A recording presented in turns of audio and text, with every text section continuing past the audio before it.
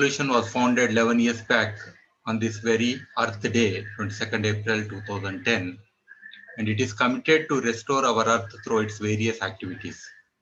CGR achieved 3.4 million saplings plantation as a mission across Telangana and Andhra Pradesh states in India, involving diverse stakeholders and especially children, the future generation, and adopted various models for successful implementation, and strived for conservation of Eastern Ghats by networking with researchers, academicians, policymakers, students, media, and various other stakeholders across the important 5 states in India, that is Andhra Pradesh, Telangana, Orissa, Tamil Nadu, and Karnataka. And this Eastern Ghats was less focused as it is fragmented, and various other ecological hotspots had been looked at. So we have focused on the conservation of this issue and conducted several national level conferences too. And a former president of India, Sri Pranab Mukherjee, he was impressed with our documentation of the challenges and the solutions that we had done in the form of a book, that is Eastern Ghats Environment Outlook, and it was released by him. And we have started the Earth Center at Anmaspalli, Kartal, Hyderabad, to nurture leadership for restoring our Earth and achieve sustainable development. And our sustainable villages models is to start strengthening the grassroots for restoring Earth. And this particular international event today, and by networking with the experts here, we are looking the global networks to be established and communicate on the challenges that we have related mostly on environment and sustainable development goals, and share commonly the resources, and together we work for achieving the sustainable development goals. This is in brief about our CGR and our ambitions in the near future. And Professor K. Purushottam Reddy, he is a renowned environmentalist, and he is very acclaimed nationally, internationally for his work, untiring work for the right from the policies to grassroots level communities in creating awareness on all aspects related to environment, including the sustainable development goals. And with this, he could reach millions of people and create awareness and make them sensitized about the issues. And many policies were made because of his continuous work. And it also stopped some of the actions of the governments which could have jeopardized the environment. And he is also a mentor for many of us here in this group in the Council for Green Revolution, and he is a constant supporter for all our initiatives. Thank you very much, sir, and I welcome you to address all of us. Thank you very much.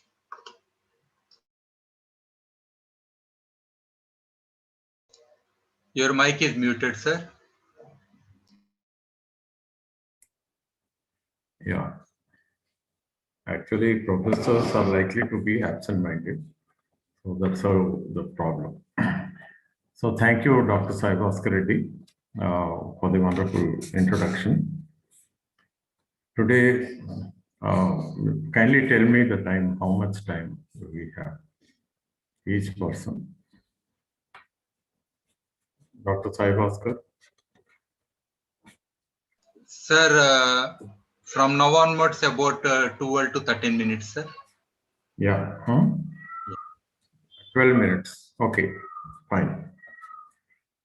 So, distinguished participants, we have international participants today, and very rightly so, because the subject itself is global.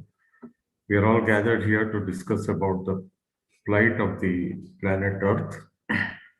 Earth Day is basically a day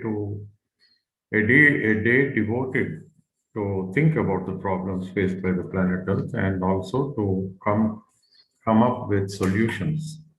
So we are all gathered here to give a healing touch to the planet Earth.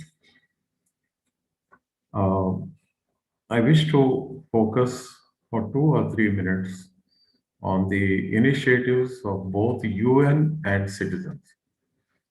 United Nations has done tremendous work. There is no doubt about it. The way they organized the Stockholm Conference, Rio Conference, Paris Conference, and in addition to that, they had appointed the World Commission on Environment and Development. And a beautiful report, Our Common Future, was released, where sustainable development as a goal was defined.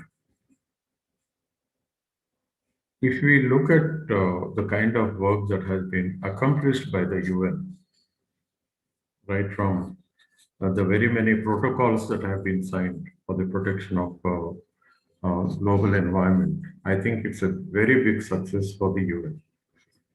Coming to the citizens, yes, enlightened citizens, starting from Rachel Carson, then Dennis Meadows, who published that Limits to Growth book. And subsequently, in several countries, status of environment reports have been published. Monumental contribution has been made by the citizens in different countries, localities, in Africa, in Asia, in every other country of the world. And quite a few concerned citizens like, Senator Gaylords, and then you find them in UK, in Europe, in India. Then judges in India, Supreme Court judges like Krishna Iyer, Justice Bhagavati, remarkable judgments have come up. As a political scientist, what I see, there's a big lacune. On one side, United Nations as a global body, they did marvelous work. On the other side, citizens, responsible citizens, and the suffering and the toiling masses who are living at the cutting edge of human civilization, who are some of them are simply have to, continuously scratch the land to make a living. Extreme poverty, desertification, every ecosystem is under stress. And today, the topic is Earth Day, yes, but our focus should be on restoring the damaged ecosystems. So, how do we go about? As a political scientist, I realize our effort should be two-dimensional. One, we need to strengthen the United Nations, and for that, we should be demanding reforms. That is, United Nations should undergo reforms.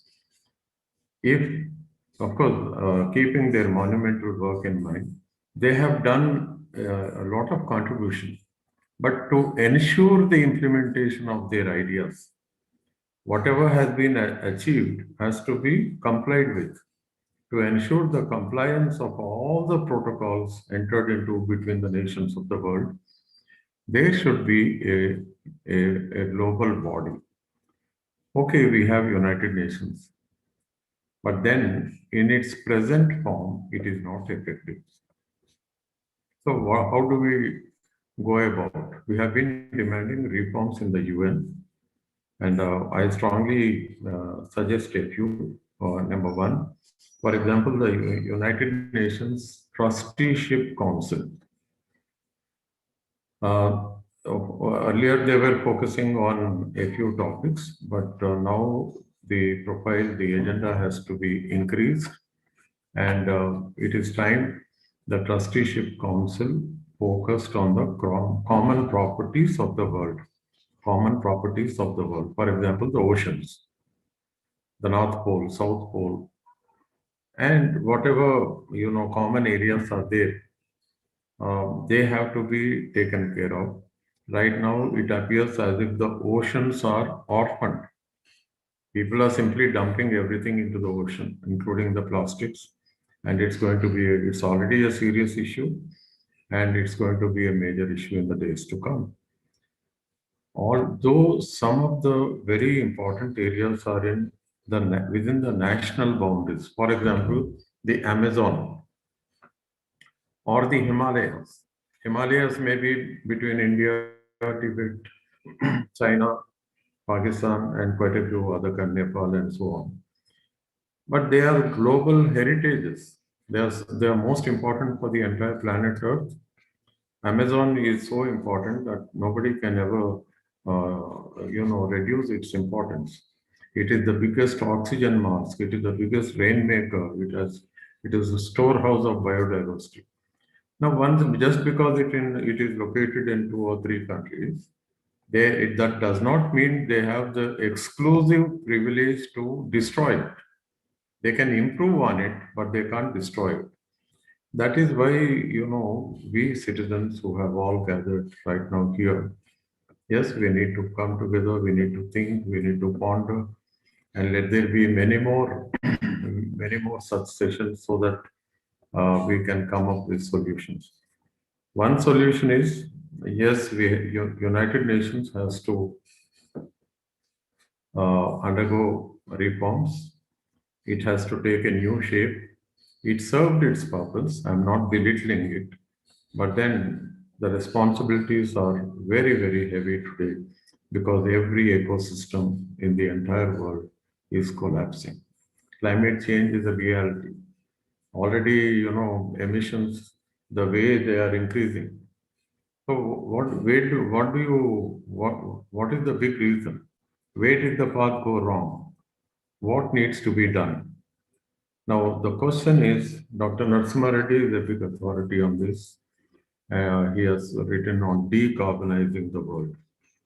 So the need right now is decarbonization of our economy, our entire activity, human activity. We need to reduce the emissions. We need to decarbonize. And for this calls for a change a major shift in paradigm. We call it as a major paradigm shift. Right now, development means, as promoted by the economists, by the corporates, and the corporates. When I talk about the corporates, they are the transnational corporates, PNCs, and they are there everywhere. Right now, it is estimated that 200,000 transnational corporates are functioning in the entire world, gobbling up all the natural resources, emitting oxides of carbon, nitrogen, sulfur, etc. And they are throwing their waste here and there and everywhere. They are managing the political system, the social system, the media.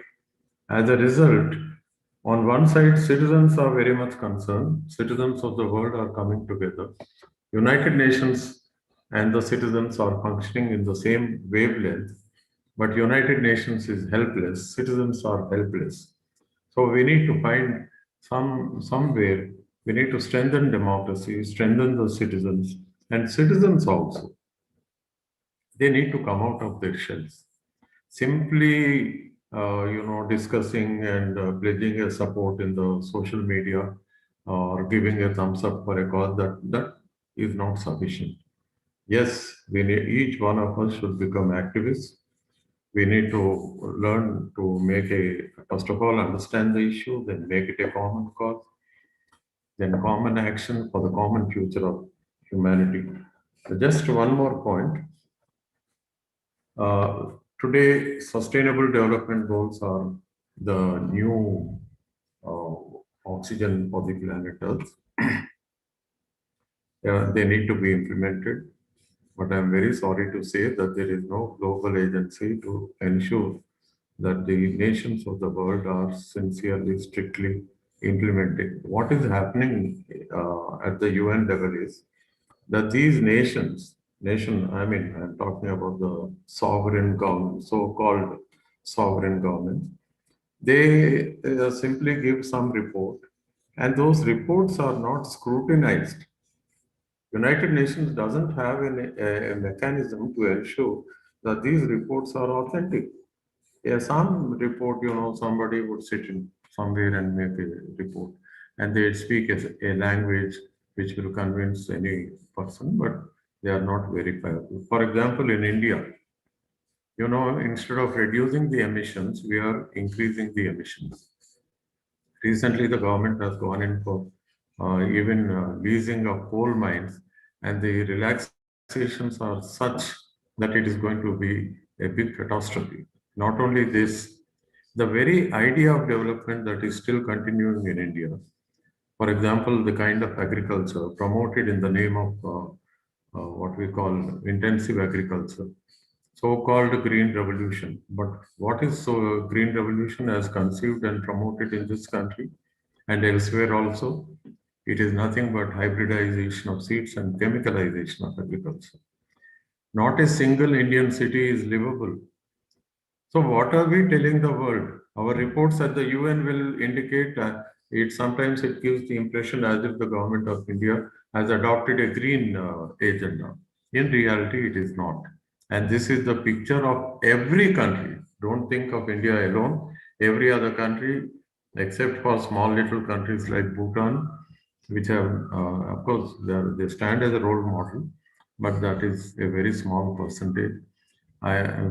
Friends, we need to come together, make a serious thinking, and we need to, how we will do it, we should discuss, and towards the end, if necessary, I will again participate. Thank you, Dr. Sai Bhaskar Reddy.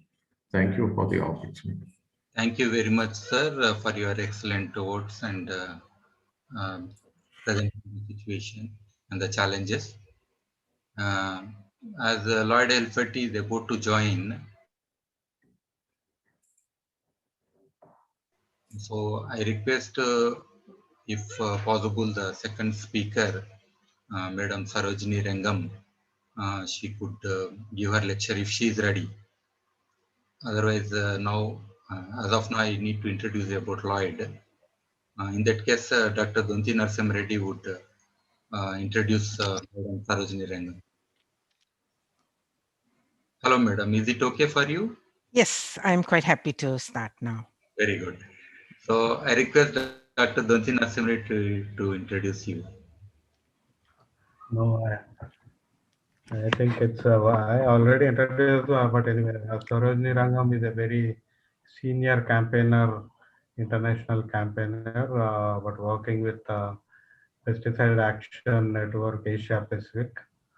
But she's also not only working on pesticide, but also on women issues, equity and justice, land ownership, also across Asia. So, though based in Malaysia, she works with networks in different countries. So she has a very wide knowledge and she, I think, she pushed for certain reforms at international level. Maybe she can discuss some of them. So I welcome her to speak now. Thank you, Narasimha. I'll just okay. I need to share my PowerPoint. Washwant, is it possible, because I can't do that? Okay, madam. I'll just do it. Yes, thank you.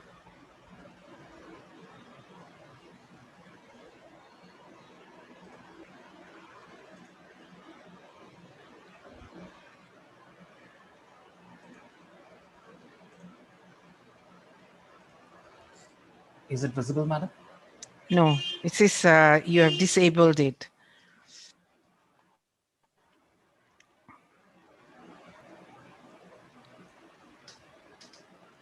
Okay. Is it visible now, madam? Yes. That means Please you tell me next, madam. I Yeah. can change the slide. Okay, so my topic will be on hungry for change, advancing agroecology and food sovereignty. And I really like to wish everyone a happy Earth Day. And I would like to thank the hosts, the Council on Green Revolution, who invited me to speak in this webinar, and Dr. Narasimha for suggesting my name. So thank you very much. And I'm very happy to be here to share some of the work that we are doing. Next slide, please.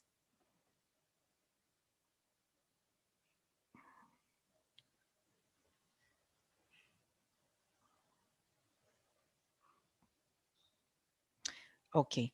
One of the things that has come out because of the COVID-19 pandemic, all the different agencies of the UN, for example, the World Food Program has warned that because of the COVID-19, the crisis threatens to push another 130 million people to the brink of a famine.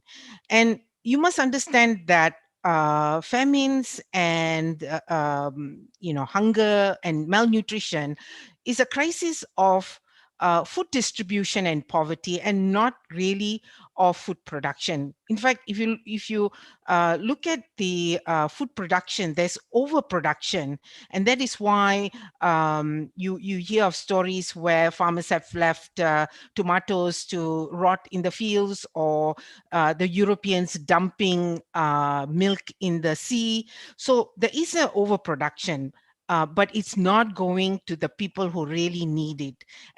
And I will touch on some of that reasons. So even before the pandemic, there are about 821 million chronically hungry people, and 6 out of every 10 of them are Asians. So even though Asia is one of the top food producers and exporters, but we have a global, we have the number of food insecure population more than half compared to the global numbers. So when even, so before COVID-19 hit, you have this production, a capitalist production that has intensified and entrenched hunger for the world's poor through policies on food and agriculture. Next slide, please. So what has happened during the lockdown, we are seeing loss of lives and livelihoods and the erosion of people's rights. So 1.6 billion workers in the informal sector, nearly half the global workforce, stand immediate danger of losing their livelihoods. And this is coming from ILO. And worse, what's happening now is that throughout the region in Asia, we're finding that governments are using the pandemic to push for more corporate control and profits, even using human rights violations. And one of the problem countries is the Philippines. As of now, there are 325 documented killings of peasants, farm workers, and fisherfolk related to land dispute cases, and people who have advocate for agrarian reform. And these numbers actually have increased if you look at political prisoners. And that is, I think, one of the key problems that we are seeing as the Philippines invites more investments in the country and opening the countries to big corporations, agribusinesses to come in. So in India, even now, you can see that last year we heard, and there was so much of protest last year when the government was trying to remove laws that safeguard workers' wages, benefits, and safety. And in October, there was a major protest, which is still going on, against the farm laws that impacts farmers and the public distribution system. So consumers, poor consumers, are also affected. In Indonesia, the government pushed through the omnibus law, and this is really detrimental to the lower and middle class workers. It removes all safeguards in terms of wages, safety, benefits, etc. And it has also poised to damage the environment because it has reduced or removed environmental assessment before projects are approved. So, and you can see the huge protests in Indonesia. This is from Jakarta, and they are protesting against the omnibus law. But because of the COVID-19 pandemic, where you really cannot have a good continued protests and campaign, the Indonesian government just pushed through this law in the parliament. Moving on, next one. So what has happened is that the policies basically, if you look at neoliberal policies and government policies, national policies, that have actually intensified social and economic injustices. So you have a historical oppression of marginalized rural communities. And this can be even traced back to colonial times, but it has intensified during the agreements under the World Trade Organization, where the North and the South, there was a big divide. If you remember the protests, even of governments against this WTO and some of the agreements, especially the agreement on agriculture and the one that basically pushed for the patent laws, for patents to be recognized. And so this was a process that even the World Bank and the IMF and other multilateral credit agencies has been pushing this, either through structural adjustment programs or through the PRSP, which is the poverty reduction programs. If you look at the AOA, the Agreement on Agriculture, it allows agricultural dumping. So the North is now dumping their overproduction in the South, and our farmers and our small businesses cannot actually compete. And so a lot of people are losing jobs and their livelihoods. And all countries in Asia have become export dependent on export to survive, and very little investments in agriculture, especially if it is intended for domestic food. Land grabs is happening. Huge hectares of land has been grabbed, and China. If you look at Asia, China is one of the big land grabbers recently. But you will find that all European countries and the US have been doing that systematically. Either it's through mining or it's for big plantations. Then you have the neoliberal policies that denationalize food and food production, distribution, and consumption. And COVID-19 actually has further intensified the social and economic injustices. And one of the things in our area of focus, which is pesticide, and we've been fighting for the elimination of the highly hazardous pesticides in food and agriculture. One of the things that some countries like Thailand, they were trying to ban glyphosate or Roundup, which is identified as a potential or a possible human carcinogen by the International Agency on Research on Cancers. So they tried to ban it last year, but the US came down very hard and said, you cannot do this. Of course, they were putting pressure on Thailand, and finally Thailand rescinded. So you can see that even when governments are trying to safeguard the health of people and the environment, there is the other countries like US pushing for them to not do that, and basically safeguard the US corporations and their big businesses. Moving on, next slide, please. So the current food crisis, so it's a question of, in terms of food availability, because of the COVID-19, there were supply chain disruptions, production curtailments, because suddenly, we were all on lockdown and people were not even allowed to go and farm. And then, then slowly things change, but still things are more difficult. How do you do social distancing if you're a fisher folk, or social distancing if you're doing harvesting? and then pest and climate related problems do crop up.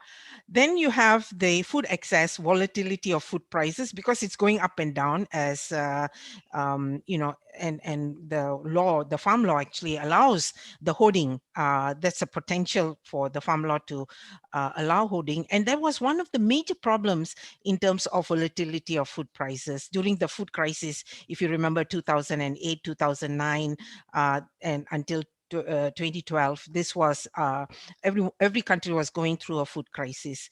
Then of course the loss of income, impediments to humanitarian food aid, because everybody was on lockdown, so there was transportation was a problem, planes were not flying, and then the falling farm gate prices in certain cases. The next slide, please. So who profits? And this is something that ETC Pat Mooney, he put this together in I think it was 2015.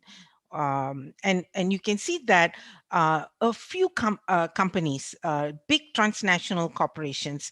So if you look at seeds, you can go to this document actually on the web. It's free, and you can get a better view on this. But if you look at seeds, 67% is controlled by top 4 companies. If you look at the pesticides, 70% is being controlled by top 4 companies, and most of them are either from Europe or I think most of them are Europe, because Monsanto has been bought over by Bayer. So Bayer, Syngenta, oh yes, Corvita, which is still US, Corvita and BSF.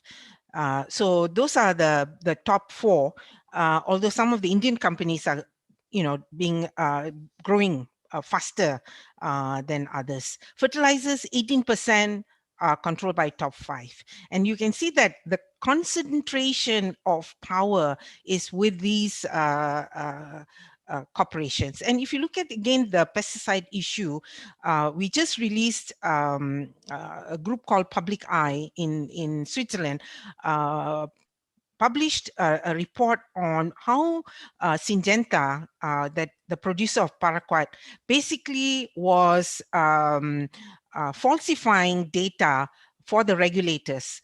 And this is so systematic that they have done, but somehow Public Eye was able to get some of the documents and show that this Syngenta has been falsifying data and saying that it's safe from 1970s. And if you check the paraquat papers, if you Google, you will find those. That's a very good report. Moving on, next slide. So this is what's happening. Even the Gates and Syngenta foundations are pushing the public research through the consultative group on international agriculture research. And the UN-led World Food System Summit is also hijacking the summit's agenda, and it's a corporate agenda, because you have Guterres, the UN the Secretary General, has now basically asked Agnes Kalibata, who is from AGRA, the Alliance for a Green Revolution in Africa, and the world to be the main person for the WFSS, and World Economic Forum is now pushing the agenda, which is a very corporate agenda. They're talking about digitalization, GMOs, genetically modified organisms, industrial agriculture, without even talking about agroecology and other more positive things. And we know that the Alliance for Green Revolution, after so many years, there's been no positive outcome, and reports are coming out now about the lack of progress in Africa. And so even in the Philippines, you find that you have this Department of Agriculture calling Plant program, which is distributing rice and corn seeds and pesticides to farmers. and they get hooked, and then they have to go to the back to the market to buy these seeds. Malaysia, where I come from, they are also pushing high-tech farming. And during the COVID-19 pandemic, the corporations, CropLife, has been pushing this agenda with the Malaysian government. Next slide, please. So why then we now have to talk about what are the solutions. And so I just want to identify a few things, and one of the key elements that we feel is very important is the food sovereignty, because first of all we have to start from who produces our food. And small scale food producers produce 70% of the total global food production, and this is a UNEP data, and 450 million laborers work on industrial plantations and farms. So there's a huge numbers of people who are actually involved in agriculture, and Asia is an agrarian society, so we are changing, but majority are still from the rural areas. So moving on, next slide. I'll try to finish this so that I can have more questions to be asked. Next slide, please. So what is people's food sovereignty? It's really for the rights of community and peoples to decide their own food and agriculture policy. So it's not the government, it's not the WTO, it's not the World Bank, but people on the ground and the small food producers who have to be part of the process to decide their own food and agriculture policy. Uphold peasants' right to land and productive resources, because without land, it's very difficult to be a farmer, to produce food, and also to have seeds, because seeds is also very necessary. It's to own and to share, to conserve and to select and breed. Right to food for all is another concept. Right to produce sustainably, and that's where we push for agroecology. And I think it's the best way forward for food production. And of course, rights of women, because women, hold more than half the sky. Women have been the main food producers in many of our communities, ensuring livelihoods and fair prices for farmers and farming communities, rights of workers for fair wages, health and safety ensured. Moving on, next slide, please.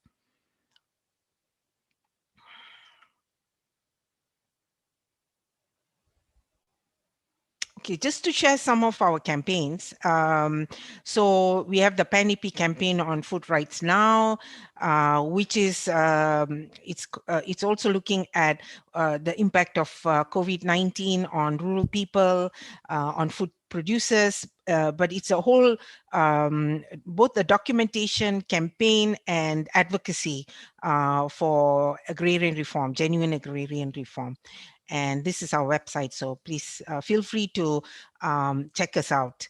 Then we have a campaign on protecting children from toxic pesticides, and children are actually bearing the brunt of the poisons that we are using in agriculture. We are spraying, it's going everywhere, and there are many cases where children continue to be affected. Then the campaign to phase out highly hazardous pesticides in agriculture by 2030 and ban HHPs in India, which is something that Dr. Narasimha and others, Pan India and Tunnel and many other groups are working to try to get rid of some of the HHPs in India. And I also wanted to touch base on the People's Summit on Food Systems. And this is our counter summit to the world, the UN-led summit. So we wanted to counter that because we felt that we need to have a much more stronger response from the people and the small food producers and all of us, rather than, the corporations talking and pushing their own agenda.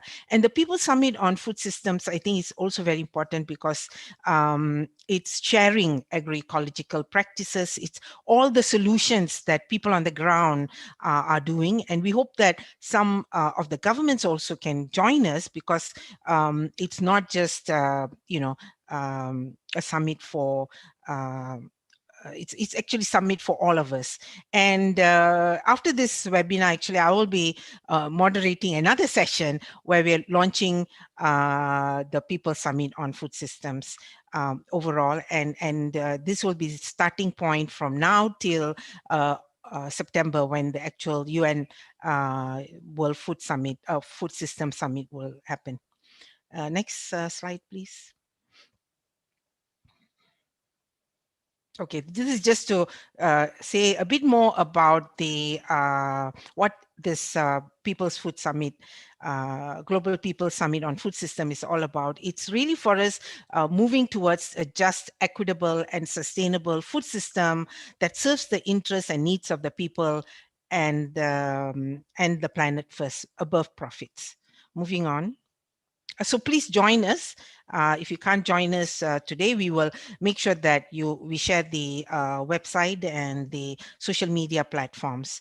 So we strengthen people's resistance to build and to build alternatives. So basically, genuine agrarian reform, support agroecology, workers' rights, and ensure decent living wages and an end to contractualization. Ensure women's rights and empowerment, stop violations of human rights everywhere, and the caste system and feudalism and imperialism. Let's be for people's rights and for small food producers. Next slide, please. Thank you very much. I'll end here.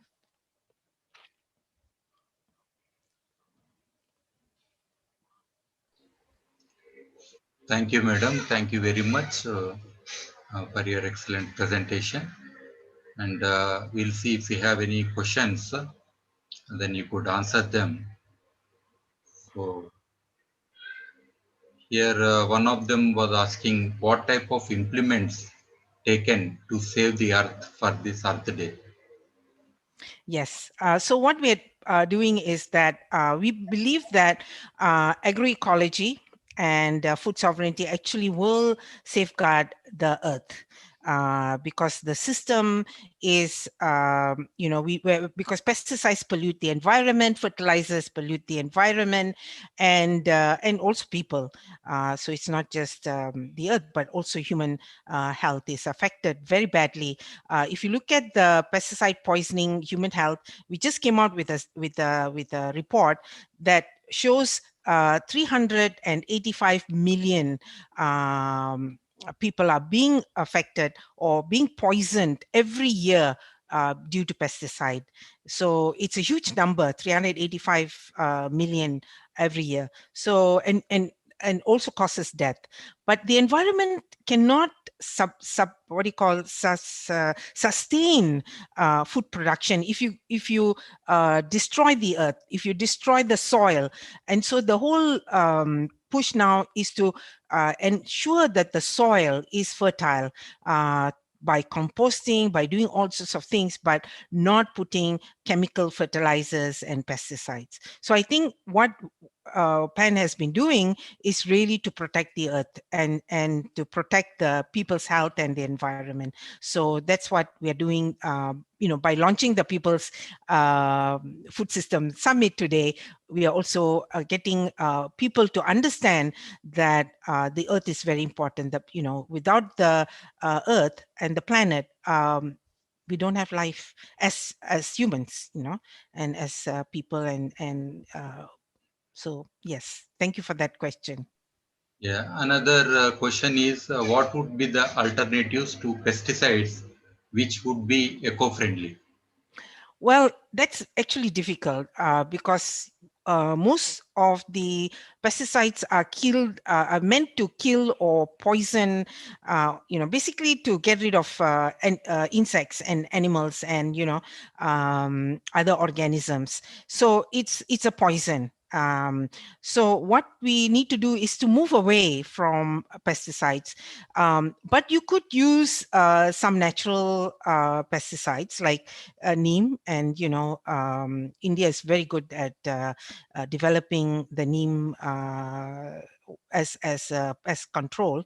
There's also the also so other natural materials that can be done. Like some people have used chili, some have used what do you call garlic, and so there's many ways to do it. But the key is not to uh, think of pest control as much as improving the soil, because if the soil is healthy and fertile, the plant is and of course the seeds are also are able to sustain, and so the with the seeds and the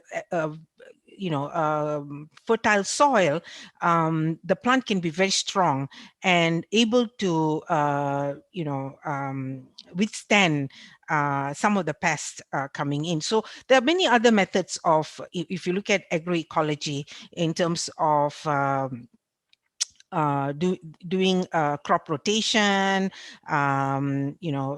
making sure that you plant in all the legumes to fertilize the soil.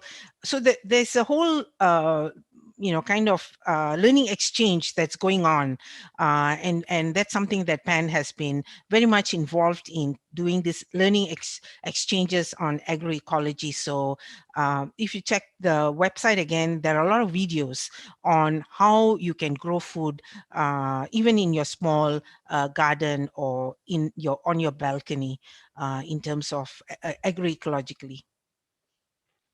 Yeah, there are two relevant questions, madam, especially related to organic farming, why it is not rapidly being implemented in country, means I mean to say in all the countries. Other. Why?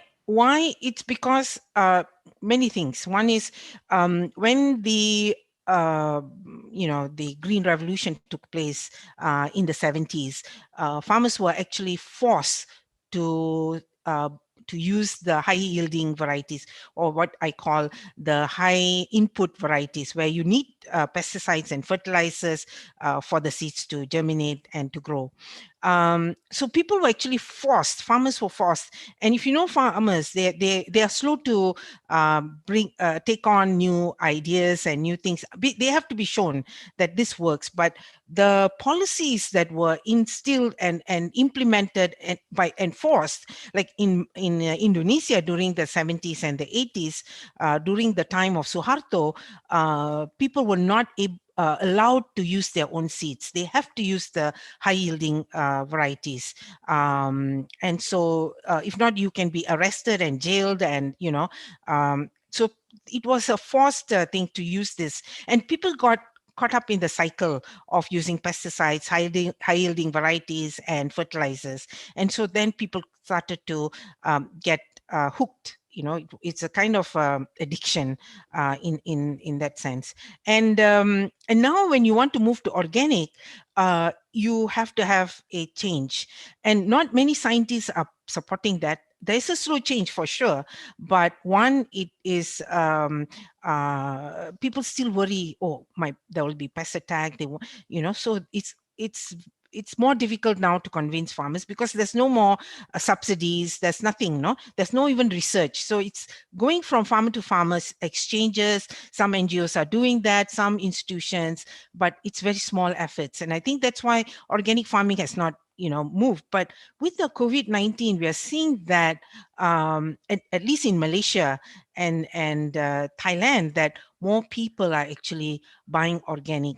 And it's a bit more expensive, I acknowledge that, because farmers have to also survive. And so the whole food distribution system is difficult for them, because they have to isolate and get the organic products to the market. But we hope that as more and more people start to buy organic, it's coming down. And of course, grow your own organic food in your garden, or in your homestead, or in your homes. Probably last question, madam. This is very much relevant to the next speaker also. that is regarding the soil fertility management, including restoring our soils and microbial life and all that. How do we do that? Well, I think first of all, don't use chemicals. I mean, that's the bottom line. But there's a lot of learnings actually, understanding the soil, the composition, putting organic matter into the soil, microorganisms. So earthworm, vermiculture is so important. So sometimes it feels like we're going backwards, but actually those are things that have worked for farmers in the past, and soil fertility is important. If you're talking about moving and switching to agroecology, it's much easier to do. So I think for me, the soil is one of the key element for change that is required. If we are moving to a more sustainable, more planet, kind of a situation where we are supporting the planet and we are protecting the environment, and in the consequently we also support our health. So I think the soil is really the beginning, seeds and then soil. I think those are the two most important if you're talking about moving forward in terms of agroecology. Yeah, thank you very much, madam, for your valuable time and addressing on the most important issues. And you have given us a way how to network and on the causes and issues, how to bring the larger consensus globally. And your efforts are very much appreciated. And Dr. Donti Narasimha from India is representing your initiatives in India. Yeah. And Yes. definitely we'll see how we could work together on this mission for a better earth. Thank you very much, madam, once again. And now I welcome our another internationally renowned panelist, Lloyd Alphat from Canada. And I'll give a brief introduction about him. Can you just open your video, sir, Lloyd? Yeah, hi, so that everybody could see you. Yeah, good to see you, sir. And I know him since for the past 15 years. Lloyd Helfety is appointed as a Goodwill Ambassador for achieving SDGs. And Lloyd is an advocate for the smart and sustainable use of technology, energy conservation, renewable energy, sustainable land use, soil and nature conservation, good community design, and the renaturalization of our towns and cities. He is graduated from Yorkville University School of Technology in 1995, but he worked initially in the product development, and he traveled to several developed and developing countries, including Taiwan, China, Korea, Japan, Malaysia, India, Brazil, UK, United States, and many other countries too. And Lloyd co-founded a Canadian Biochar Consortium. This is to do with soil fertility amendments and management. This is a way for addressing the climate change and other issues too. And he actively participated in the and is one of the founding members of the Climate Smart Agriculture Youth Network, which was based out of Cameroon, Africa, led to the development of a food consulting group and a climate smart food working group.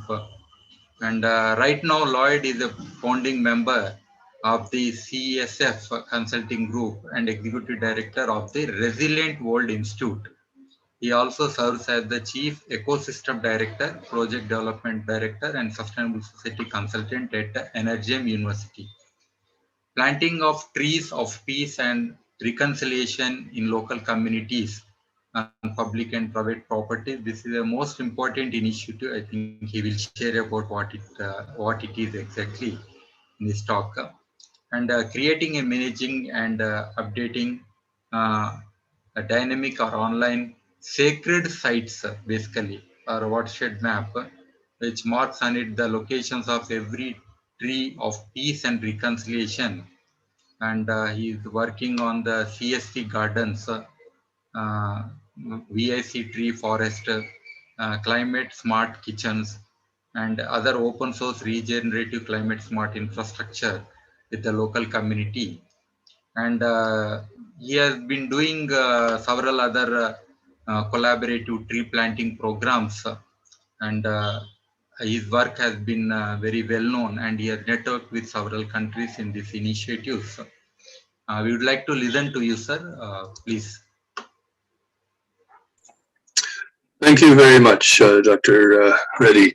Actually, I'm coming to you today from Ontario, Canada, and in the middle of a lockdown, stay-at-home order. So we're actually going to be doing an event tonight. Anyways, going to our Tree of Peace and Reconciliation. I might be alone. I might be with one more person, but we're allowed up to 5 people in our community to go to this event. So today is actually Earth Day. Very important that we're having this event now. But I wanted to explain our global unity campaigns and what we're calling a global unity pandemic as the next stage of this health pandemic. As we come out of the health pandemic, we're actually hoping to create a pandemic of global unity, using the word pandemic in this case as an adjective.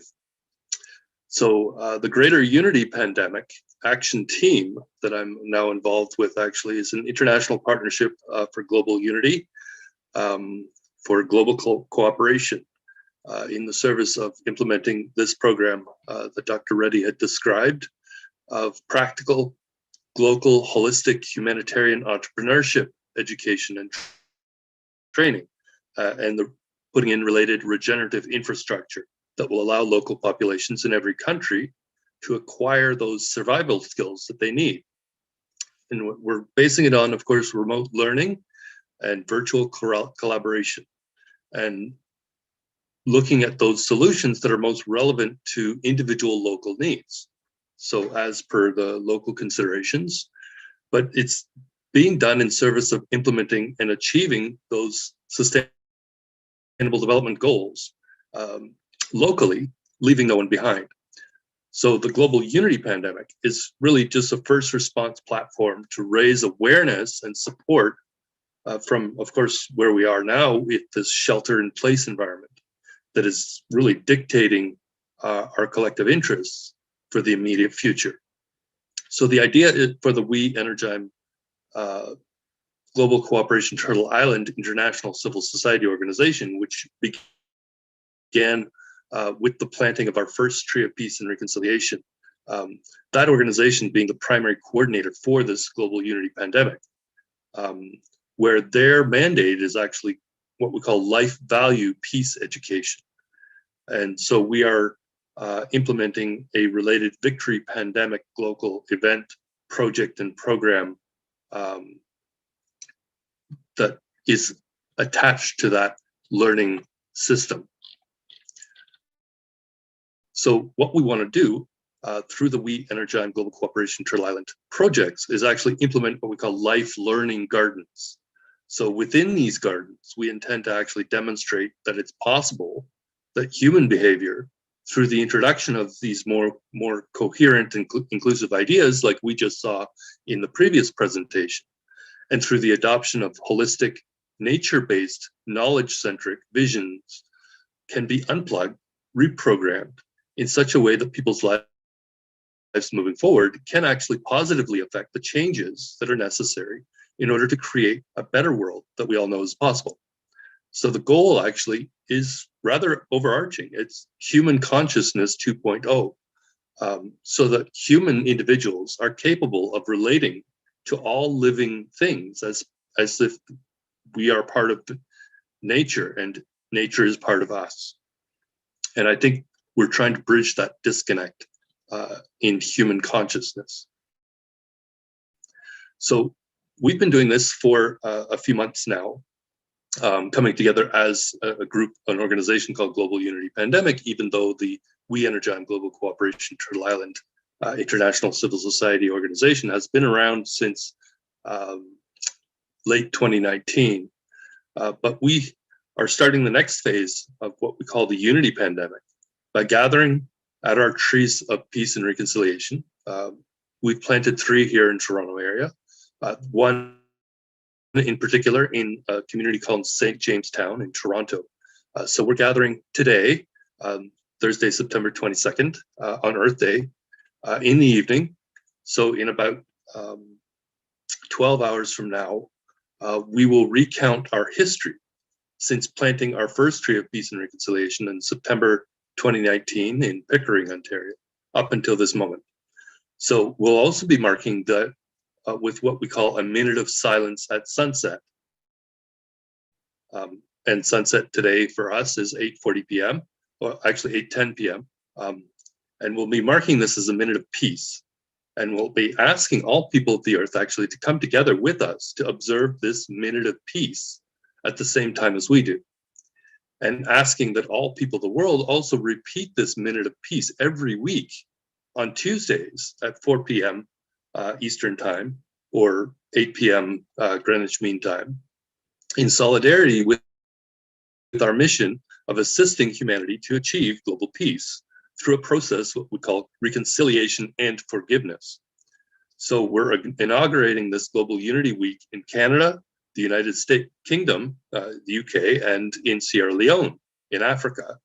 And those serving as examples of achieving peaceful, resilient, and regenerative localized economies in all communities across the entire Commonwealth of Nations, which of course includes India, and eventually around the world. So our event in St. Jamestown tonight will also announce the next phase of the global unity pandemic, which will focus again on Canada, Sierra Leone, and the UK, but eventually all Commonwealth countries. So we're now in the process of planning a series of high-level events in all 3 countries, which include the Trees of Peace and Reconciliation tree planting ceremonies. Again, in all 3 countries, now targeted for Saturday, June 5th, which is World Environment Day. And this marks the beginning of what we want to create is a week-long Bubble Fun Festival in Sierra Leone, during which time we'll also host what's an event called the Sunlight Spectacle 2021, which is a virtual edutainment event. That will be on June 10th with our partners in Canada, Sierra Leone, and the UK. But with contributions being solicited from all of what we call the 5 Eyes partners, which is the USA, Australia, New Zealand, and Bermuda, which actually serves as what's called the iris of the 5 Eyes. So we'll invite participation as well from artists and entertainers, basically all members of what's called the Orange Economy. From the entire Commonwealth of Nations community. So the 54 countries of the Commonwealth, along with all indigenous communities of Turtle Island, so North America, also including Mexico and the Caribbean. So this year is year one basically, with plans to expand the festival to eventually host Global Unity Week events across the entire Commonwealth of Nations, in every one of the 54 countries in future years. And we'll also be inviting all 88 countries that are members of La Francophonie, as well as all countries of the African Union, eventually to include all countries of the earth, to celebrate these Bubble Fun festivals.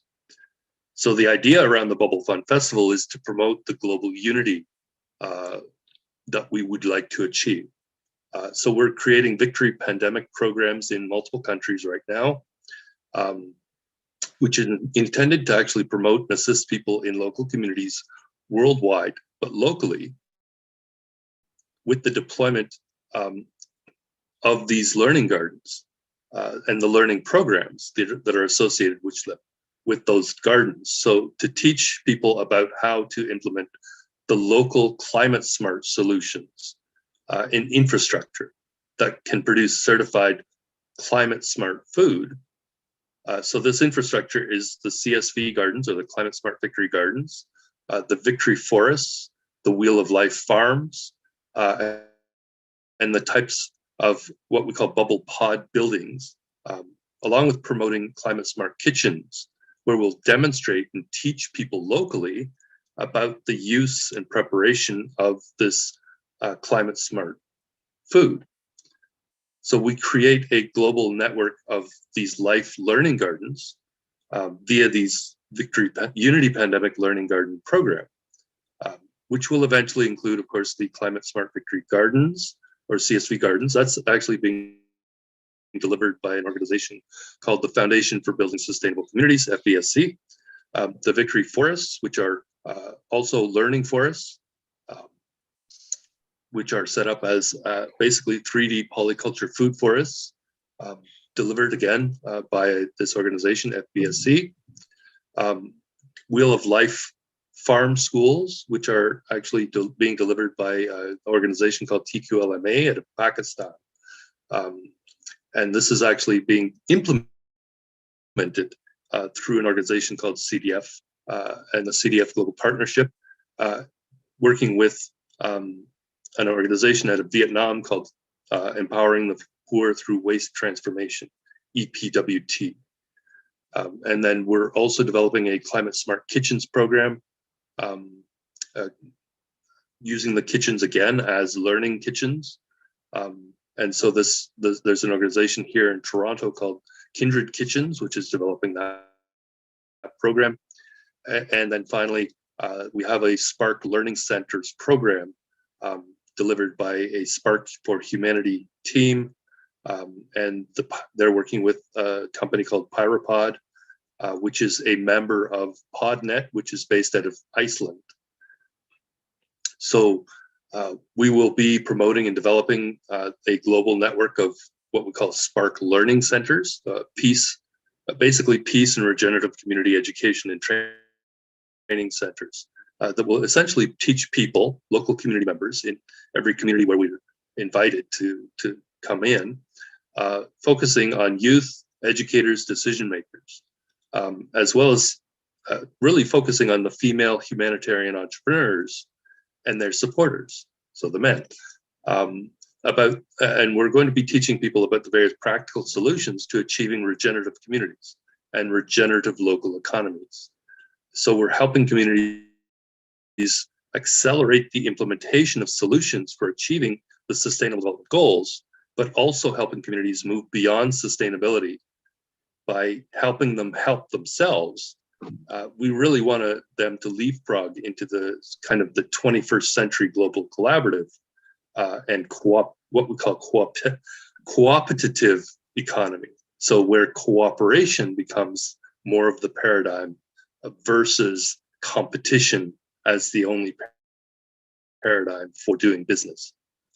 So to make this work, we're already beginning to establish what we call a global network of Victory Pandemic community engagement and action teams in local communities worldwide to help host the events that we do, which includes the Tree of Peace and Reconciliation tree planting ceremonies, the Bubble Fun festivals, and other local community engagement events. So where we have local teams that will help identify local talent, entertainers that can contribute to these Sunlight Spectacle edutainment events, which coincide with the solar eclipse events that happen around the world. So we did last year in Toronto at our St. Jamestown Tree of Peace and Reconciliation, the first Sunlight Spectacle 2020 event.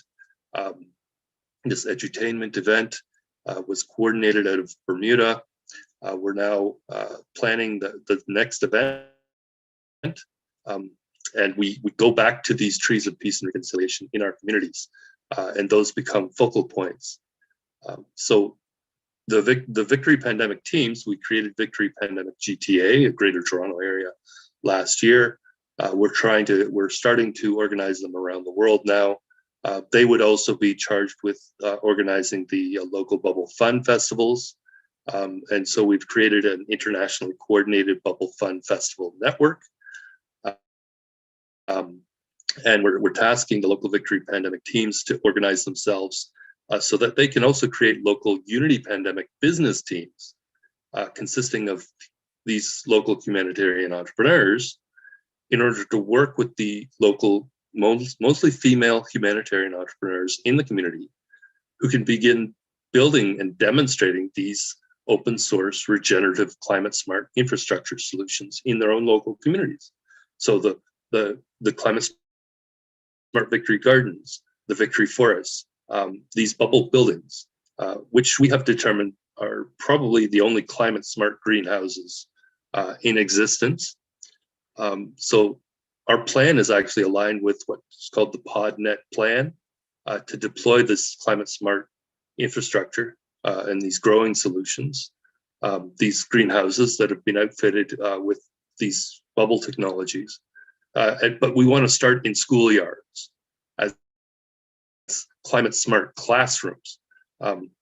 So as well as other places where the public, like youth, the target audience of youth educators and decision makers can see and experience these buildings, and where researchers and local institutions of higher education, our universities, our colleges, and their students, as well as other local entrepreneurs, will have access to these buildings in order to learn about and experience the solutions firsthand.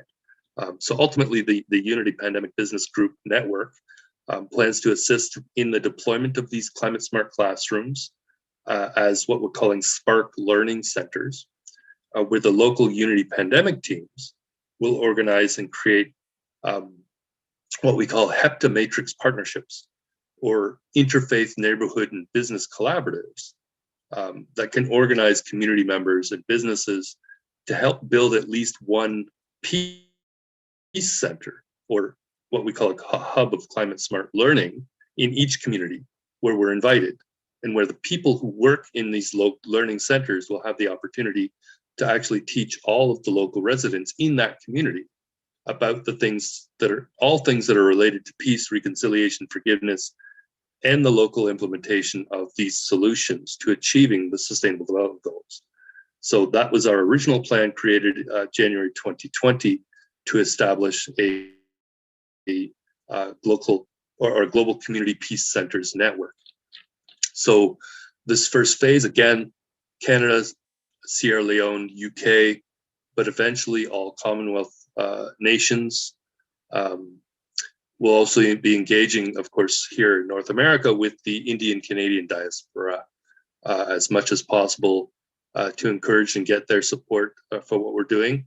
And in Africa, there's at least 2 other countries, Kenya and Nigeria, will very likely be next in line after our launch in Sierra Leone. And we'll want to establish what we call a Canada-India Climate Smart Network, starting with a Victory Pandemic India team. So I will hopefully have discussions with Dr. Reddy after this in the following weeks, and we'll begin to introduce them to our Unity Pandemic business team and connect them to organizations like the Canada-India Climate Smart Network to create this network, and groups like the Canada-India Network Society, the Canada-India Business Council, and then begin to create partnerships through this heptamatrix partnership system that we've been using in Drawdown Markham, where I've been organizing for the last 2 years, where we would like to create partners along the lines of the United Nations multi-stakeholder partnerships. So the program we're actually implementing with our partners, again, focused on We Energize Global Cooperation Turtle Island, which of course has the mandate to educate people about life value and peace, and what we call life value peace education, has this mandate to build the life learning gardens, serving as the classrooms to deliver the programs around the practical ways, meaning life value and why it's more important actually than money value. And so we're working with these organizations like the Ad Hoc International Advisory Board of Goodwill Ambassadors, which I am the Goodwill Ambassador for Canada, the Francophonie, Turtle Island, and the Commonwealth. And so we are trying to replicate the successes of each community and share them among our global network. And this is where we want to engage communities everywhere around the world to build safe and sustainable communities and cities, which actually take climate action with the goal of leaving no one behind. And so this is a plan that we're implementing this decade, starting now until 2030 at least, during what's called the Decade of Action and Delivery on those SDGs. And we're planning on engaging actually with the United Nations Global Compact local networks infrastructure. And our goal is actually to increase the current number of civil society members in the UNGC in order to balance and hold accountable, especially the multinational corporations and those international governmental agencies and governments that have already been publicly registered with the UNGC pursuant to the existing 2021 to 2023 local network strategy. So we're actually engaging with these chief executives of these corporations and NGOs and nonprofits and civil society organizations, asking those chief executives and assisting them to join the UN Global Compact. So we're getting the civil society organizations to become a major influential voice within the United Nations Global Compact, which is dominated right now by businesses and corporations. But we can overwhelm them with the voice of the small scale, the rural, and the local, and where we'll be demanding basically these chief executives to work with us and not against us. And we want these chief executives to actually, we'll be asking them as well to invite 10 more members to join in. Not corporations, but 10 more civil society local organizations to create what we call a worldwide network of local interfaith neighborhood and business collaboratives. So we're creating this, what we call global network of local networks, whose mandate is to build safe and sustainable communities and cities that leave no one behind. Where the benefit of joining this network of local networks is to open these doors worldwide and locally as members of the UN Global Compact, along with the other nonprofit organizations in our network, so that we can join, grow, and expand the UNGC local networks infrastructure, which advocates for the 10 principles of the United Nations Global Compact. So the local networks are promoting respect for human rights, inclusive, of course, of indigenous rights, labor, environment, and anti-corruption, while also helping to build climate-smart economy in local communities. So this is what the Ad Hoc International Advisory Board of Goodwill Ambassadors is currently launching as a multilingual, multinational UNGC local network membership drive, starting 2021-23 in India, in Venezuela, in Canada, in USA, among others. And their 21 to 23 campaign is actually intended to complement the existing UN Global Compact local network strategy. So we have a number of organizations supporting us. So the Global PodNet Cooperative, which helps local communities organize their own bubble fun festivals, organization called GTI Enterprises, and We Are Mother Earth, which is organizing the Spark for Humanity campaign, which includes what's called a Youth Build Academy and Return to Honor hands-on education of high school and other formerly incarcerated youth and students, which allows those youth and students to heal from some of their past traumas. They're taking a strength-based approach for what's working for them in their development and career path, and which is also developing a network of what they call villages of the future. These are called Togetherland. So working as well, I mentioned earlier, with the Foundation for Building Sustainable Communities to deploy these climate smart victory gardens, the victory forests, the climate smart kitchens, and all the related community learning programs and the related certification systems. And this organization or a company actually called Kindred Kitchens, which will be delivering the climate smart kitchens programs.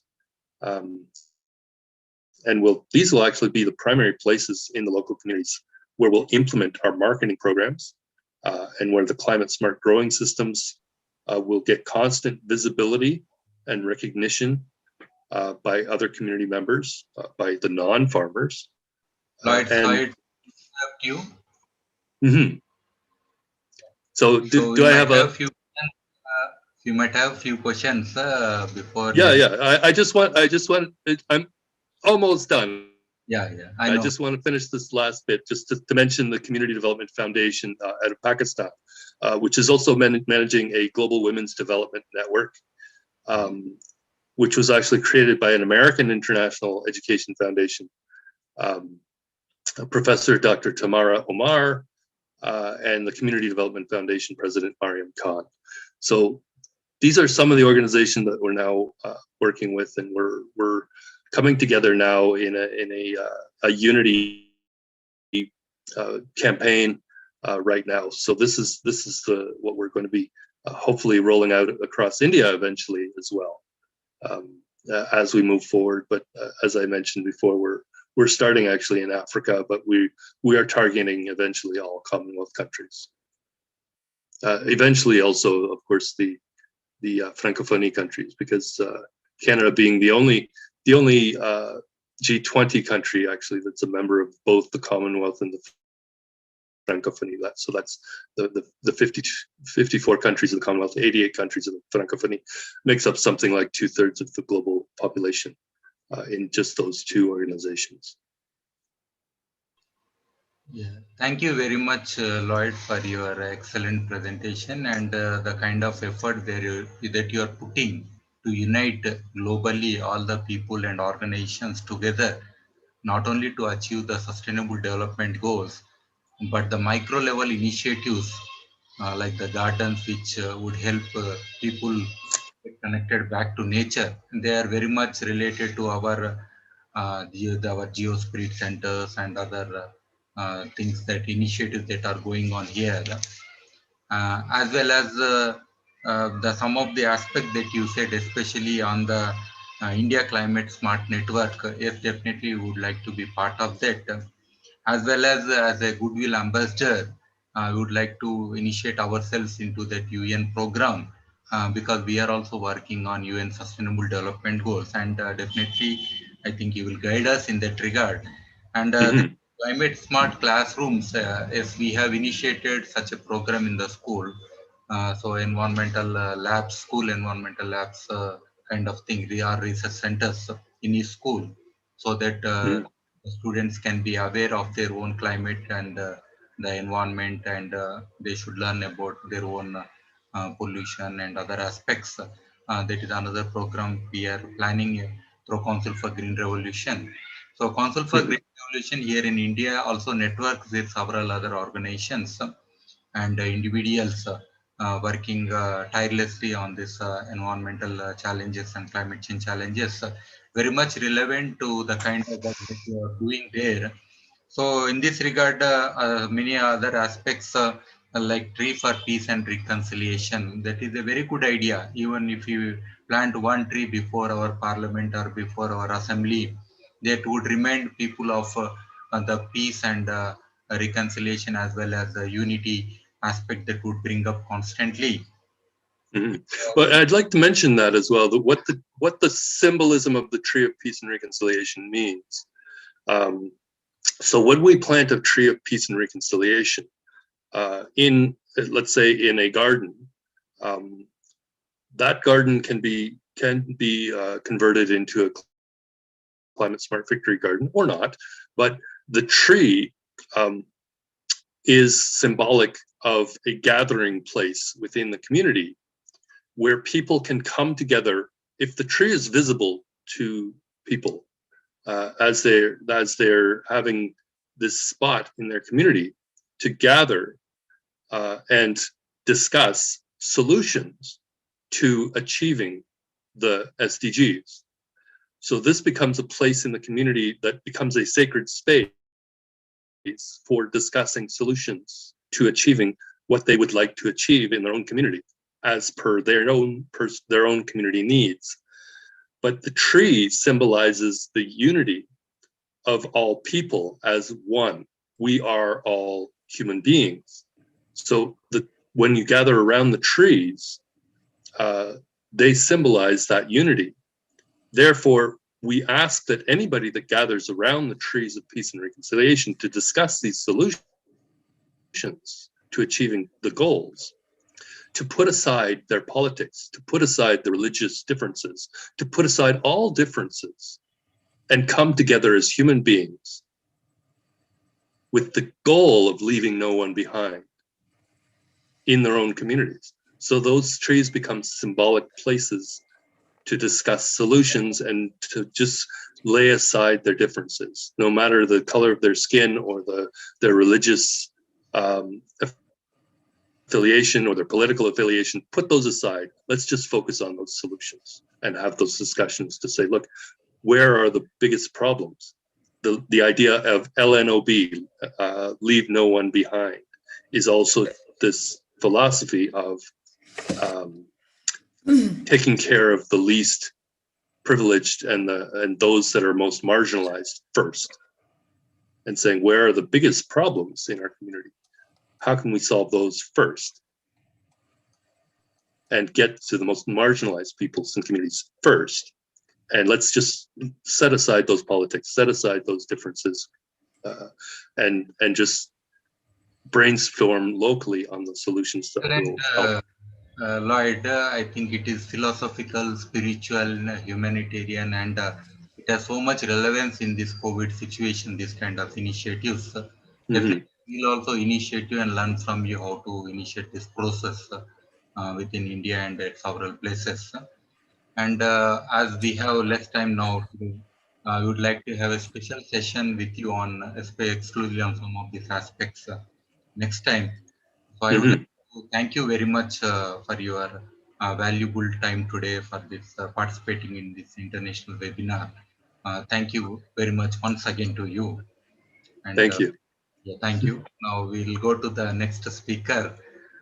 Distinguished speaker, you can please participate and listen to our speakers, all of them, they are very excellent. So we have this Ricky Cage, and I would request Madam Karuna from Earthreal Network to introduce him. Thank you, Madam. Please continue. Thank you so very much, and greetings to everyone on this occasion of the 51st anniversary of Earth Day. It is also the 12th anniversary of the Council for Green Revolution. You are doing excellent work, and for us, a proud moment as we enter the second year of our Pan-India Digital Earthreal collaboration with the Council for Green Revolution.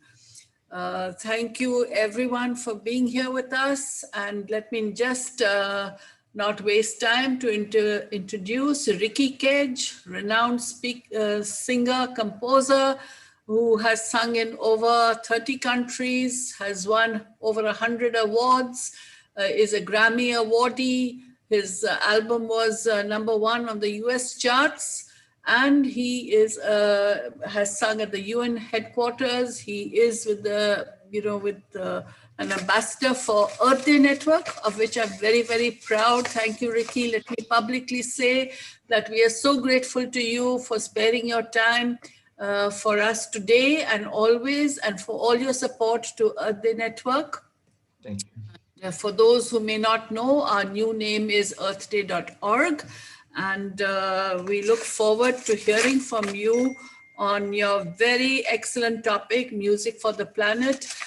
Ricky is somebody who combines his talent with his intellect and his his humanity and love for the environment, all make a fantastic outcome that reaches people and inspires them to, do their bit for the planet. If you haven't heard Ricky Cage's beautiful national anthem for India, which has all animals in it, as he said, they were there before we humans came up, or his invocation to Ganga, or his many songs that he has created for children, which are foot tapping, and children love them. I know I took Ricky Cage to the first concert with my grandchildren, and for once they didn't grumble about coming with us because they were so thrilled to be there. So Ricky is going to be featured tonight at from 9:30 onwards in Earth Day Live, which will be broadcast all over the world. And we are so proud that Ricky is there, one amongst many, a small band of people who have been specially chosen for that.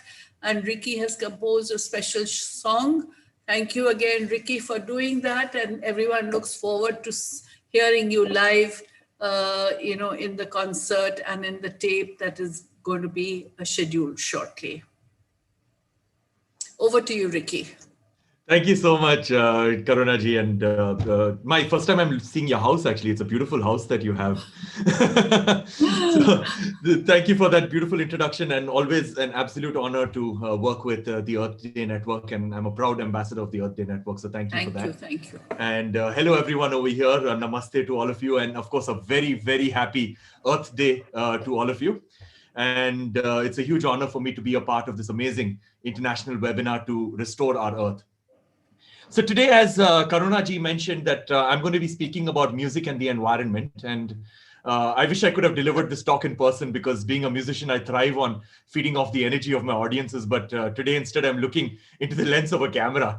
And, but such are the times. And as I said, I'm just honored to be here. So to start with this talk, I'm going to speak a little bit about my personal journey growing up and becoming who I am, because all of you might be wondering that what is a musician, doing in a conference like this.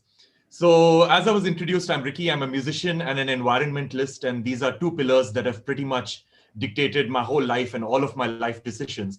And for the last few years, the only kind of music that I make is about the environment, about sustainability and positive social impact around those areas. Now, ever since I remember as a child, I've always been a musician. Even while I was not playing a musical instrument, I was performing music, I was obsessed with music. I would listen to music all day long. My father had this amazing, huge music collection, music from all over the world, not just pop music, but music from pretty much every region of the world. And I would listen to this music all day long. I would pull apart these songs, try to understand what are the different instruments in every song. And I would learn about different cultures and different people through the music that I would listen to. So a lot of my education has been through music. And it's very difficult for me to explain, but it was through music that I found a very deep connect with the natural world. For me, music and nature was one and the same. And during those days, I could not explain, but of course now we know, because how did music start at the end of the day? So music started off as sounds from within nature, sounds of the birds, sounds of the trees, sounds of animals, sounds of the river flowing. And then slowly we humans started imitating those sounds. And it's only for the last few hundred years that music has actually become academic with notes and scales and ragas and things like that. But music and nature has always been one and the same. And if you look at indigenous populations or tribes all over the world, they still perform music which is sounds of nature. Now, I also realized that I loved hanging around with animals more than I did with humans. And I was a very weird child while growing up. And so I was born and I spent the first 8 years of my life living in North Carolina, which is a state in America. And I lived in a very, very small town in North Carolina with a lot of wooded areas, lots of trees around me. And even though there were no large wild animals like what we have in India, there were a lot of very tiny, small, creepy, crawly animals which were seemingly dangerous, like snakes and reptiles and insects. And they would enter our home on a very regular basis. So while my parents would constantly, they would tell me that, no, if you see any of these animals, you have to immediately run away from them. They're very dangerous. And, the usual reaction of everybody is just to step on these animals and try to kill them. I was very drawn towards these animals. I would look into their eyes. I would try to see personality in every single one of these animals. And I would always wonder, why is everybody's first reaction to just kill these animals? And if they need to be killed, then why do they exist in nature in the first place? Why do they exist if we are just supposed to kill them? And of course, now I completely understand that every single animal, no matter how seemingly insignificant, is a very, very important part of the ecosystem.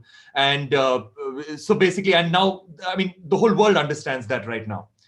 So I started off my musical career. So I'm just going to cut short and I'm going to move to when I became a professional musician many years later. There's a whole story behind that as to how I became a professional musician. But nevertheless, after many years, I became a professional musician. And I started off my career doing commercials for television and for radio. So I was doing commercials for television and radio for various multinational brands. And in a very short span of about 13 or 14 years, I saw tremendous success. I was making music for everybody from Google to Microsoft to Toyota, Suzuki, Pepsi, Coca-Cola, McDonald's, Pizza Hut, Airtel, Vodafone, basically every single brand and their competitor. I was basically creating music for them. And then after 13 years of doing this, it sort of dawned on me that these big brands have understood the power of music. They've understood the power of music, that music is a really powerful language, not just for communicating a message, but for retaining that message deep in the consciousness of a listener. So much so that they're ready to spend a few $1,000s on me to create a piece of music for them to drive a message of sales, because these brands are always trying to sell something. And not only that, they're ready to spend a few $1 million to actually air this music on television and radio. So they're ready to spend so much of money on music because they understand that music, as I mentioned, is such a powerful language, and it's far more powerful than just, talking ads or dramatic ads. So that is when I decided that, when these big brands have understood the power of music, it's high time that I, being a musician, need to understand the power of music. So then that is when I decided that I'm going to use my gift of music in my own small way to make this world a better place. And in my own small capacity, every single piece of music that I'm going to create, every single piece of music that comes out of my fingers, my studio, my head, is going to be about making this world a better place. And since I feel very strongly about the environment and sustainability, so all of my music is about the environment and sustainability. Then cut to a few years later in 2015, that is when I won the Grammy Award, which is the holy grail of music awards. And then I went on to make my epic album, that is Shanti Samsara, which was my album for environmental consciousness. So this time I featured 500 musicians from over 40 countries, including India, the United States, Australia, Turkey, Algeria, Senegal, Sweden, Korea, China, Vietnam, Canada, basically everywhere in the world where I could find a musician who felt as strongly about the environment and about climate action as I did. I would just fly there or to reduce my carbon footprint, remotely collaborate with them. And, and we made this album. And this album was launched at the climate change conference in Paris, that is the COP21. And it was launched by our Prime Minister and the then French President on their main stage. Now, while watching the COP21, while watching the climate change conference and watching all these world leaders go up on stage and give their presentation, one world leader who absolutely caught my attention was the president of Kiribati, the island nation of Kiribati, that is President Anotetong. He's the president of the Pacific Island nation of Kiribati. So he gave a really short presentation. He gave a presentation which is hardly about 2 or 3 minutes. And all that he said when he went up on stage was that all you 193 countries present over here, please pass a resolution that ensures that my people of Kiribati stay above the water. Now, that was such a powerful statement. And I'm really ashamed to say that I hadn't even heard of this country, Kiribati, let alone her disastrous fate.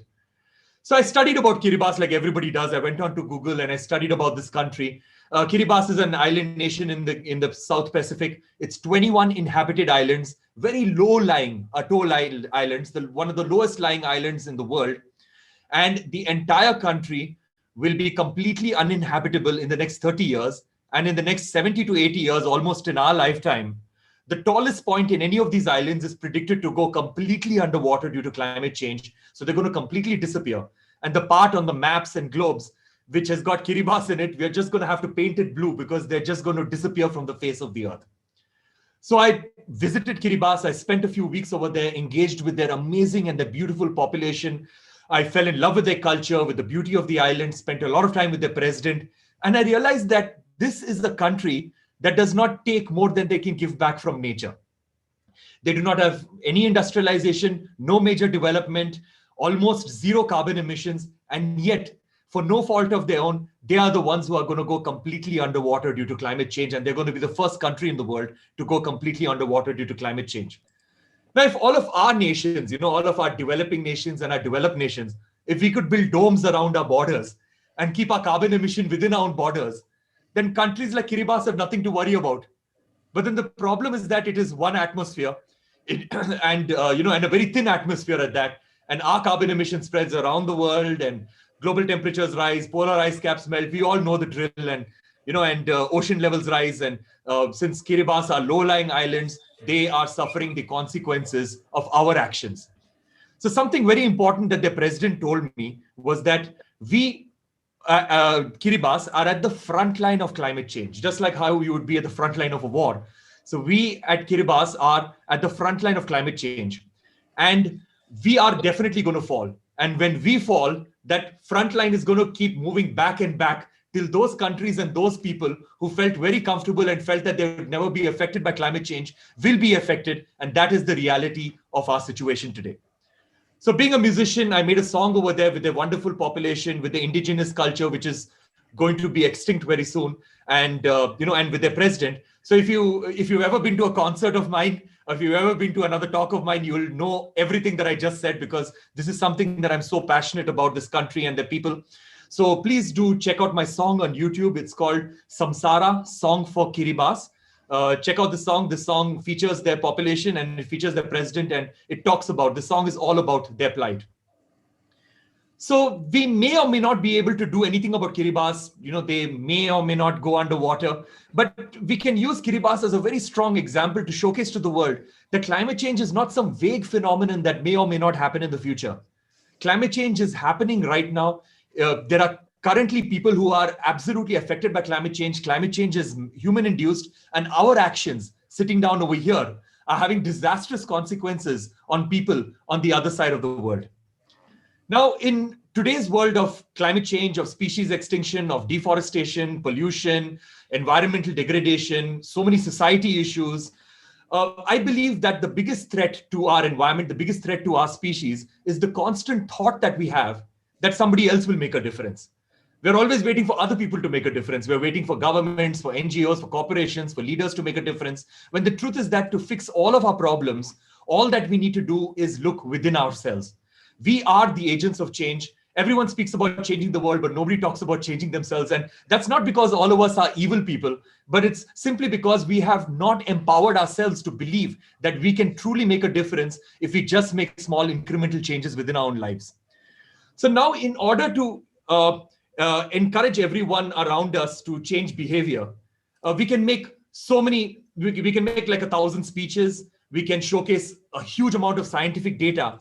But what is actually needed is for artists and musicians to actually interpret that data and interpret those speeches through the emotional language of music and the emotional language of arts, and touch the hearts and souls of people. And I believe that music and arts can be that amazing catalyst to drive people from mere awareness of problems to actually taking concrete actions to solve these issues and mitigate its effects.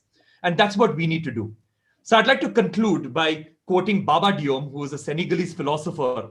And this is a quote that I've pretty much lived my life on, that he said that at the end of the day, we as humans, we will only protect things that we love. And we will only love things that we understand, and we will only understand things that we're taught. So let us all make it our mission to make everyone fall in love with our natural world. And hopefully through that love, we will find it within ourselves to conserve, to sustain, and to protect. So thank you so much for this opportunity, and back to you, Karunaji. So that is absolutely what we believe in also, Ricky. I don't know if everyone knows that earthday.org is promoting climate literacy as something compulsory to be taken up by nations all across the globe. And we would like nations that attend COP26 to make this, to take the center forward and to ensure that countries have compulsory environmental education. which leads to climate literacy. We just don't want education that's in the minds or, learnt by rote and then, just spilt out for exams and forgotten. But we want that stewardship to grow in youth. And after the stewardship, we want there to be opportunities for the stewards to take action. So it's fantastic what you say. Climate education is so important, but it is all based on understanding. Yes. So understanding is the key word for everything we do. And I can see Dr. Reddy over there. Dr. Reddy, let me thank Council for Green Revolution so very much for giving us this opportunity. And over to you. Let me thank each one of your members and all those who are leading this organization to do such remarkable work and so selflessly. It's a pleasure to be participating with you. And let me tell Lloyd that I was so amazed at his ability to speak for so long. That's something I have to learn from you, Lloyd. 10 minutes and my throat goes dry. How do you do it? May I contact you offline and find out how to do it? Because you will agree. Maybe I'm strange, but 10 minutes and then my throat is gone. You can see I have cloves and sugar over here waiting for me. So I have to learn from you how to do that. Thank you, Ricky Cage, and thank you, Karna Madam. I would like to see the song actually. Just listening to him is not enough. So I will be trying to play this song that he just mentioned. Ricky, is it on YouTube? I am trying to play, Madam. All right. Okay, great. Okay. Yes. If you could see, just tell me that it's fine. Yeah. Yes. You just need to make sure of the audio. Yeah. About climate change. If I can interrupt you for a second, just interrupt you. The thing is that right now the audio is playing from the speakers of your laptop. So maybe what we can do is that we can put the link on there and people can watch it on their own because then they'll get good audio. Okay. Yeah. So I'll put the link over there. Just give me a second and I'll put the link there. Thank you, Ricky. So you can play. That is better. If you can play it better.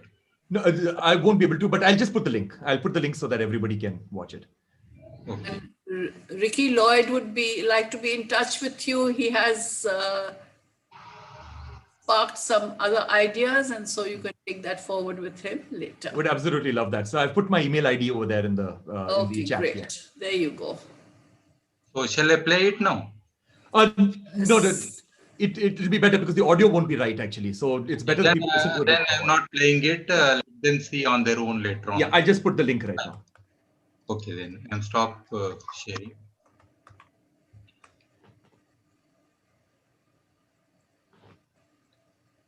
So, I would be happy to answer any questions if you've got any.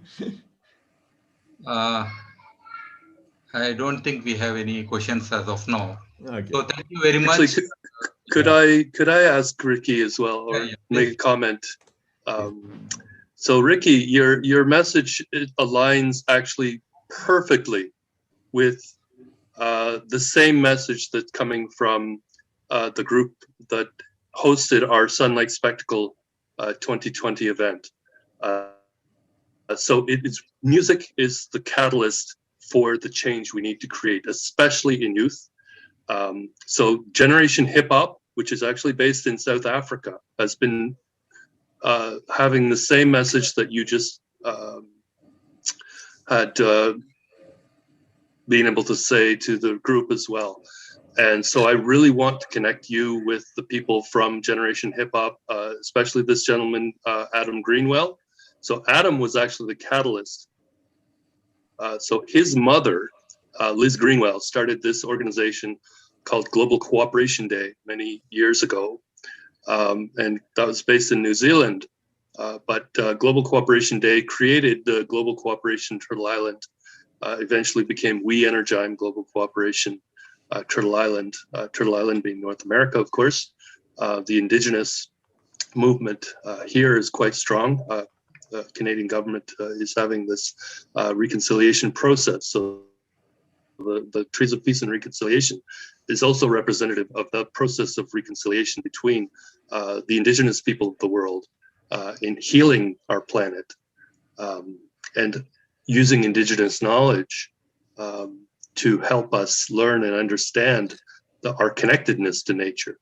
So Generation Hip Hop is working with We Energime Global Cooperation Turtle Island and Global Cooperation Day New Zealand and Adam Greenwell to bring this message and to bring all of the artists together in solidarity to really bring this message to the youth, to the educators, to the decision makers, however do you define a decision maker, whether it's an elected leader or whether it's a CEO or a board of directors in a corporation. They need to hear this message, and it can be delivered through music. So what we call this category of learning is edutainment.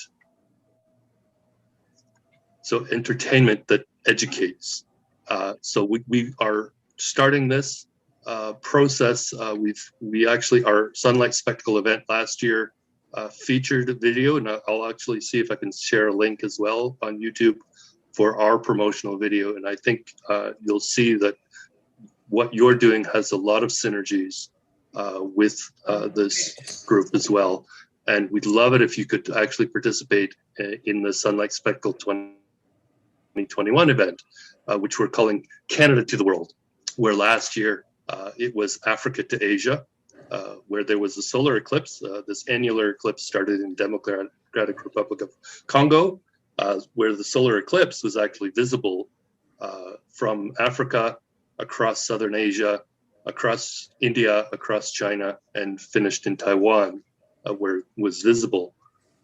This year, there's an annular eclipse, and that's June 10th.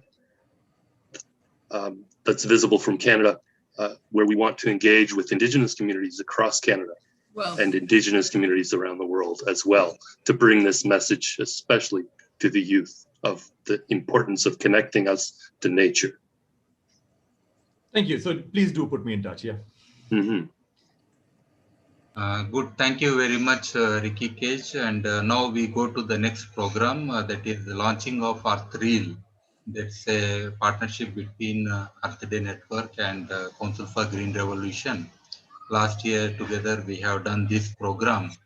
We had very huge response from the children making the documentaries, especially bringing consciousness, or they themselves involved in the activities and documented the environment friendly and sustainable things, which are very much relevant to this year Earth Day theme, that is Restore Our Earth. I request Karuna Madam to talk about this and launch this competition today. Thank you. I think, Dr. Reddy, we should all launch it together. It's a combined effort.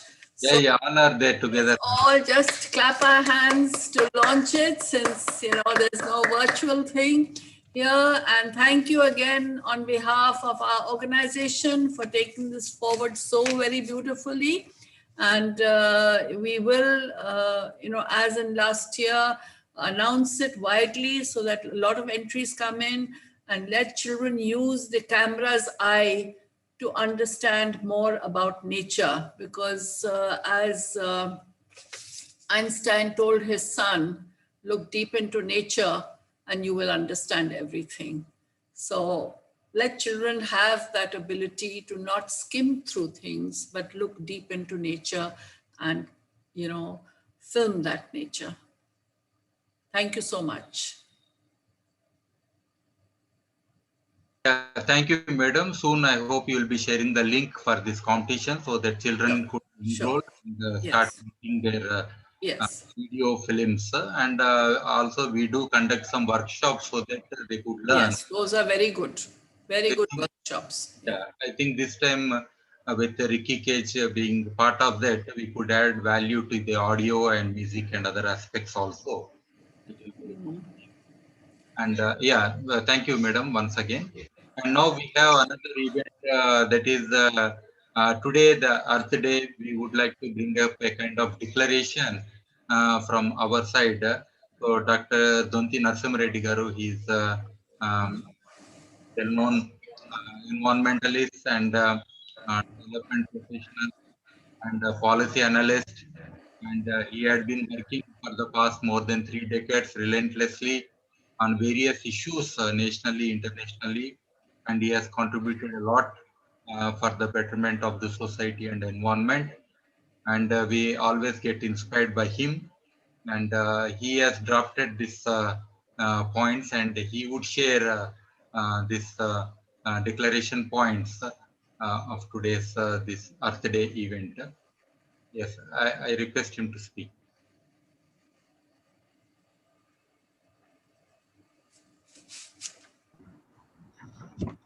I thought Uma will be doing that. Uh, can I share the screen so that people can see?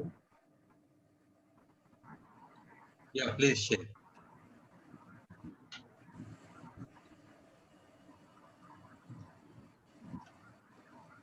Yashwant, if you have, can you share it? Darsana, if share the document by the by, if it is possible, please read out. That is not big content, so it will be better for everybody. Yeah, I thought I'll read while sharing it. That will I be hope you can see the screen.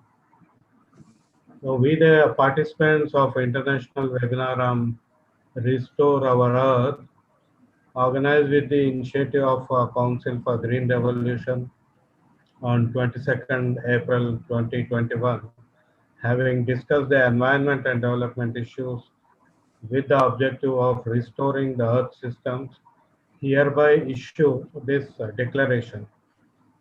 So we are glad to note that USA is returning to the table to discuss positive climate action. Uh, India also needs to develop a rigorous and smart climate action plan. It is important that biggest economies, which are also the biggest causes of global pollution, are getting together with the stated objective of significantly upgrading their climate mitigating actions. So they are going to meet shortly. So among the declaration, these are the first point is since there is a great urgency created by huge levels of pollution and carbon buildup in the atmosphere, we urge all countries individually and together declare planetary climate emergency and take urgent steps to decarbonize the world economy. Second point is people's health should be a priority for all the governments given the virulence of pandemics, nutritional insecurity, food insecurity, and food contamination. I think some of the presentation by Sarojini Rangam refers to this. Third, reform food production systems on land, inland waters, and oceans to be in sync with needs of the primary food producers and food consumers. Fourth, limit access of large corporations and other financial interests in food systems. Food systems also include access to equitable use of water. Fifth, agroecological transformation that eliminates use of hazardous chemicals in food and fiber production requires support from the government. Six, afforestation, biodiversity conservation, and promotion of nature in both urban and rural areas requires immediate attention.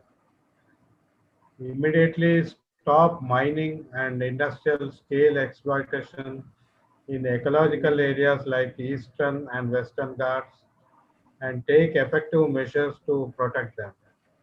This includes Amazon as well. Professor Purushottam Reddy was referring earlier.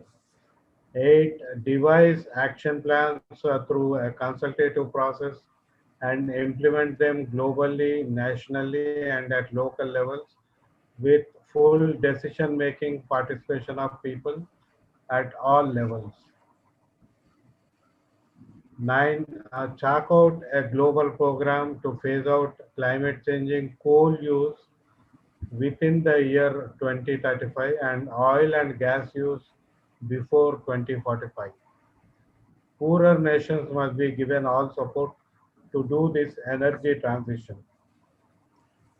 All large multilateral, bilateral, and national financial institutions should be directed to invest at least 40% to address the climate crisis with equal emphasis on mitigation and adaptation.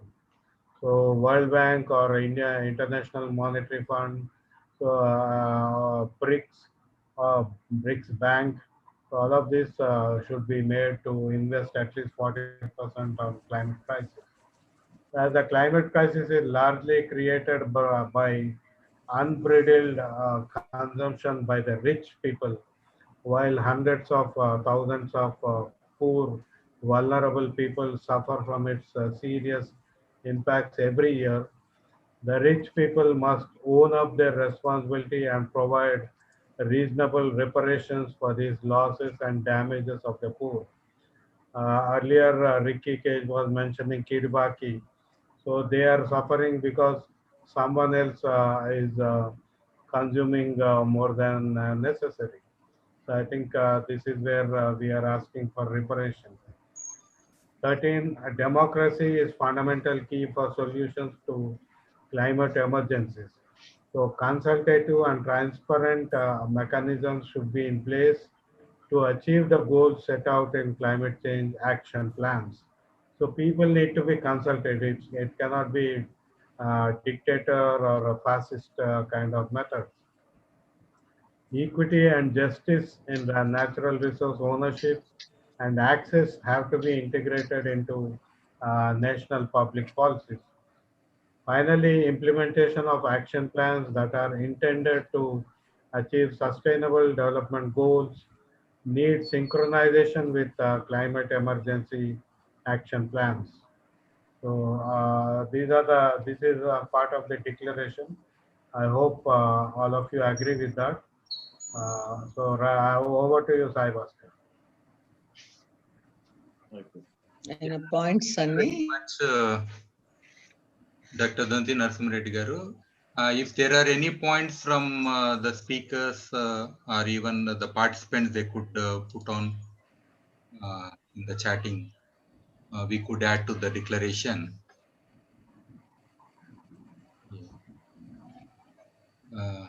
From panelists, if there is anything that need to be added, you could just mention, any one of you.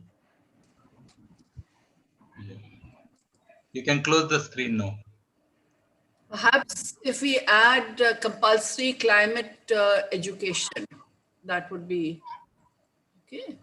Yeah, that's a good idea, madam. Yes, we will add that. We'll add that point. Thank you. Yeah, thank you very much. So if there is not much, I think he has covered broadly, and some of us have looked into it. Almost all the aspects have come, which we have discussed today also. And now coming to the closing thing, I request again Dr. Donti Narsam Reddy to say a vote of thanks to all of you and thanking the participants, because this is a webinar, they cannot actually participate, but they had been listening to us all the time. So I request Dr. Donti Narsam Reddy. I am a man of few words, though I write extensively. So I thank all the participants for staying through the sessions and listening patiently to all the panelists. And I thank all the panelists for giving time and energy in responding to the issues being raised by issues being faced by Earth. So on this Earth Day, I think we should all congratulate ourselves for coming together now, and I think continuously over the next few years. So I thank you all, and I hope all of you will continue with your activities today and tomorrow, specifically on Earth Day. Thank you, one and all. Thank you very much. Now we are closing this webinar. Thanks to all of you once again. Thank you. Thank you. Thank you all. Thank you. We'll have more such meetings in the future. Thank you. Sure. Thank you, Sai Bhaskar. Thank you.